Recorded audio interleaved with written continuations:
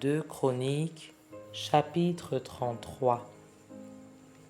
Manassé avait 12 ans lorsqu'il devint roi, et il régna 55 ans à Jérusalem.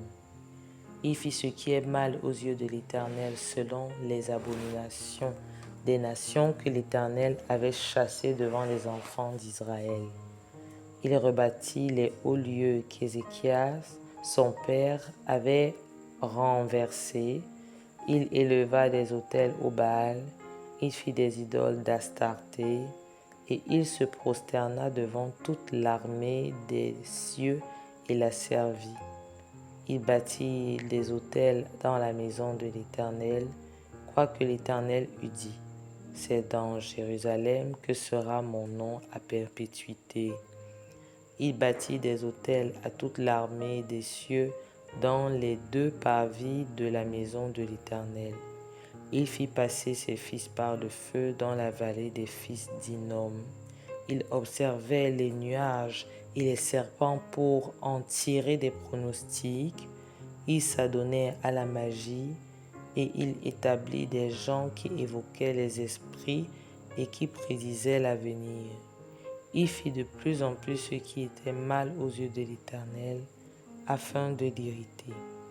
Il plaça l'image taillée de l'idole qu'il avait faite dans la maison de Dieu, de laquelle Dieu avait dit à David et à Salomon, son fils, « C'est dans cette maison, c'est dans Jérusalem, que j'ai choisi parmi toutes les tribus d'Israël, que je veux à toujours placer mon nom. Je ne ferai plus sortir Israël du pays que j'ai destiné à vos pères, pourvu seulement qu'ils aient soin de mettre en pratique tout ce que je leur ai commandé, selon toute la loi, les préceptes et les ordonnances prescrits par Moïse. » Mais Manassé fut cause que Juda et les habitants de Jérusalem s'égarèrent et firent le mal plus que les nations que l'Éternel avait détruites devant les enfants d'Israël. L'Éternel parla à Manassé et à son peuple, et ils n'y firent point attention. Alors l'Éternel fit venir contre eux les chefs de l'armée du roi d'Assyrie, qui saisit Manassé et le mirent dans les fers. Ils le lièrent avec des chaînes d'airain et le menèrent à Babylone.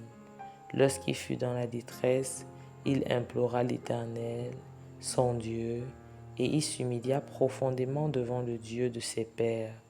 Il lui adressa ses prières, et l'Éternel, se laissant fléchir, exauça ses supplications et le ramena à Jérusalem dans son royaume. Et Manassé reconnut que l'Éternel est Dieu. Après cela, il bâtit en dehors de la ville de David, à l'occident, vers Guion, dans la vallée, un mur qui se prolongeait jusqu'à la porte des poissons et dont il entoura la colline, et il l'éleva à une grande hauteur. Il mit aussi des chefs militaires dans toutes les villes fortes de Juda.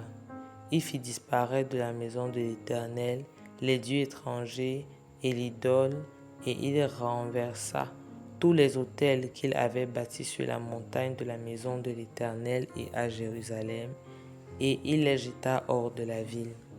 Il rétablit l'autel de l'Éternel et y offrit des sacrifices d'action de grâce et de reconnaissance, et il ordonna à Juda de servir l'Éternel, le Dieu d'Israël. Le peuple d'Israël sacrifiait bien encore sur les hauts lieux, mais seulement à l'Éternel, son Dieu. Le reste des actions de Manassé, sa prière à son Dieu et ses paroles et les paroles des prophètes qui lui parlaient au nom de l'Éternel, le Dieu d'Israël, cela est écrit dans les actes des rois d'Israël. Sa prière et la manière dont Dieu l'exauça, ses péchés et ses infidélités, les places où il bâtit des hauts lieux et dressa des idoles et des images taillées avant s'être humilié, cela est écrit dans le livre de Osaïe. Manassé se coucha avec ses pères et on l'enterra dans sa maison, et Amon, son fils, régna à sa place. Amon avait 22 ans lorsqu'il devint roi, et il régna 2 ans à Jérusalem. Il fit ce qui est mal aux yeux de l'Éternel, comme avait fait Manassé, son père. Il sacrifia à toutes les images taillées qu'avait faites Manassé, son père, et il les servit.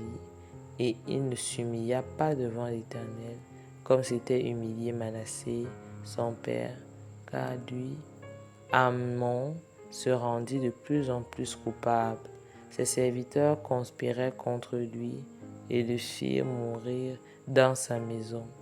Mais le peuple du pays frappa tous ceux qui avaient conspiré contre le roi Amon, et le peuple du pays établit roi Josias, son fils, à sa place.